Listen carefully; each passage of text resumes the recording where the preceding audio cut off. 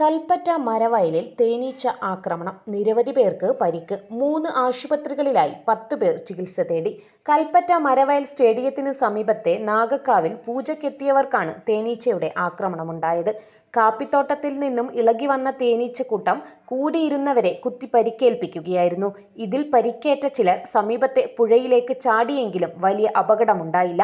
ഇന്ന് രാവിലെ 10:30യോടെയായിരുന്നു സംഭവം. കോപക്കിനി തറവാട് ക്ഷേത്രത്തിൻ്റെ ഭാഗമായി അവിടെ നാഗക്കാവിൽ ഒരു പൂജ നടക്കുന്നുണ്ട്. കുംഭത്തിലെ 1000 മാസത്തിലെ പൂജയാണത്.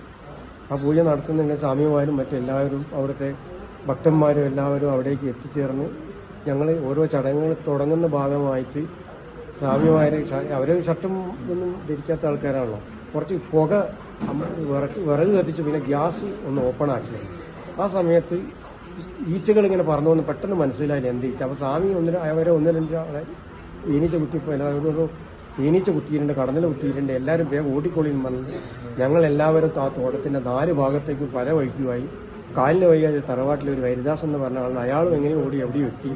കൂടെ വേറൊരു സേതു എന്ന് പറഞ്ഞ ആളുണ്ട്. അയാൾക്ക് 100 ഈച്ച കുത്തിയിട്ട് അയാൾ മേപ്പാടി വിംസ് ഹോസ്പിറ്റലിൽ അഡ്മിറ്റാണെന്നപ്പോൾ എനിക്ക് കിട്ടിയ അറിവ്. അങ്ങനെ എല്ലാവരെയും അവസാനം ഞങ്ങൾ അന്വേഷിച്ച് വിളിച്ച് എല്ലാവരും എത്തിയിട്ടുണ്ട്. അങ്ങനെ എല്ലാവരും ഹോസ്പിറ്റലിൽ ഇപ്പം ഇവിടെയുണ്ട്. കൈനാട്ടി ഗവൺമെൻറ് ഹോസ്പിറ്റലിൽ പോയിട്ടുണ്ട്. മേപ്പാടി വിംസിലും അഡ്മിറ്റാണ്. ഇതിൽ 1-2 ആൾക്ക് നല്ല 100 കൂടുതൽ ഈച്ച കുത്തിയിട്ടുണ്ട്. അതിലൊരാളാണ് വിംസിൽ അഡ്മിറ്റായത്. ഒരാൾ ഇവിടെയുണ്ട്. അയാളുടെ പേര് ശശിധരനാണ്.